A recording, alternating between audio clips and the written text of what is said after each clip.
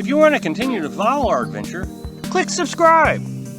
So you don't miss anything, click the bell notification. So we made it to our next campsite here in the Kayab. I'm not pronouncing it right, I know I'm not.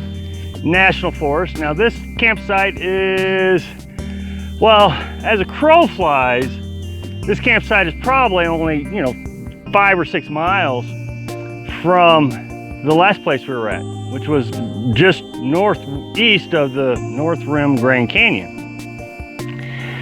This one overlooks Marble Canyon. Okay, so now then there is a town called Marble Canyon, and then you have Marble Canyon. Marble Canyon is 35 miles in that direction. At night you can see the lights from it. It's a little town. I don't even know if it's really classified as a town. It's got an RV park, some cabins you can stay at. There's a laundromat. So there's a few things there, but not a lot of stuff. It's just, if you blink, you miss it, but you won't miss it because there is a roadside attraction, and it's a bridge that you can walk across that shows this Colorado River. And so we stopped there on our way here. Now, in order to drive there, it's probably 60 miles, I would guess, to get there. But if you can fly, it's 35 miles. And I don't know if you can see this, but there's a big crevice right there. Big hole in the ground just above that tree, just to the top of that tree. That is the river. So the river travels right along here. Now we've been here by ourselves the entire time. A couple people came down, took some pictures, that kind of thing, but as far as people camping, our first night, nobody's been here. I would suspect that they would much rather go see the Grand Canyon than this, but Carolyn's kind of hard to impress sometimes, and I think she's impressed by this one. I even asked her, you like this one better than the Grand Canyon? She said, yeah, I think I do. You can just see forever. Got good internet here, so I feel reasonably safe at this campground with the few people that we have, but safety is relevant.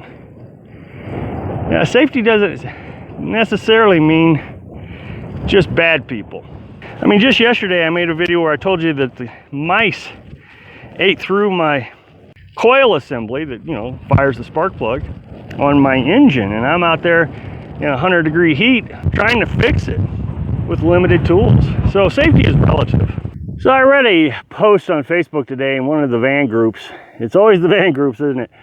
Some lady says, I'm getting ready to start the van life next week, and was wondering what do I need to for safety.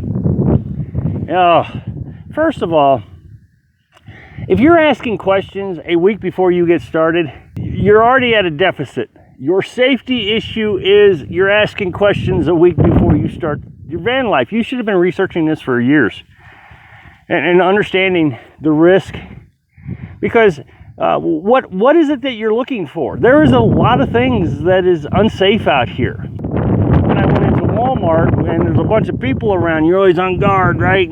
Just making sure nobody's gonna, do anything bad. So, but when you come out here and there's even one person out here, you all of a sudden become hyper vigilant. But that's not the only issue. People are not the only issue. Like I just said, something as innocent as a field mouse.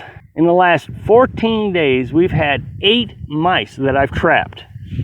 And one of them was in the engine and ate up the wires in the engine. And so we're on the side of the road without cell service in 90 to 100-degree heat. What kind of van dwelling are you going to do? Are you going to do city dwelling? Or are you going to do national forest dwelling like we do? What about weather? Weather is a huge issue. I've documented several times the dangers of weather. When you're out there in the middle of nowhere and a tornado decides to come around, what are you going to do? Flooding has always been an issue. You get out to a spot and it rains, and all of a sudden the river comes up and you're surrounded by water. Snowstorms, carbon monoxide, there's a safety issue. But of course, everybody's assuming that we're going to talk about people. So let's talk about people. We've talked about this so many times. And, so many people, no matter what I do, so many people says, it's going to be a solution to all your problems. Okay, I'm not against firearms. I'm from the state of Missouri. I was raised with firearms. I've owned many of them. It's a reasonable suggestion to responsible firearm owners. That's the key. I've never, ever suggested that anybody pick up a firearm. If you're going to pick up a firearm, you need to be thoroughly trained. You need to make sure you have your proper licenses and all the things that come with that responsibility.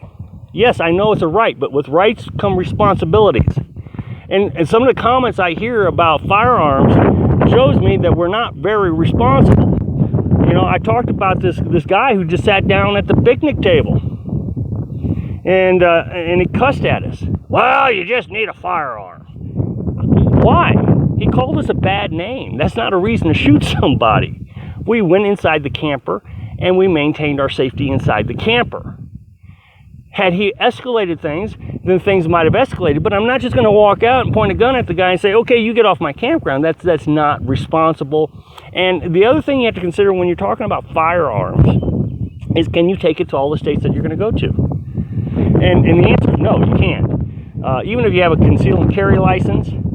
I know this Missouri's conceal and carry license isn't acknowledged in Washington and Oregon and California. So, you know, that may not always be a viable option.